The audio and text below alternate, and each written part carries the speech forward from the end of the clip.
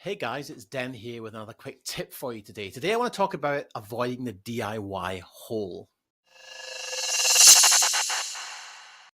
When you are starting out in business, you have no choice but to do everything yourself. And what happens is you develop this really good set of skills around being really good at doing lots of things. Now, as you scale or as you start to think about growth, you simply can't continue to do everything yourself. Now, as a creative, as a video producer, might mean you do your own shooting, you do your own editing.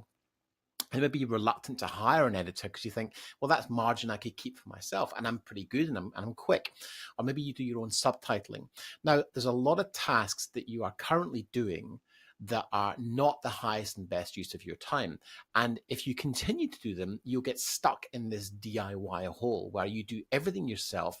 And it's incredible how much time you spend doing those tasks that you could be spent doing things like sales. So avoid doing everything yourself because you'll end up in a hole. And the problem with that is you'll never grow. I look forward to talking to you again soon.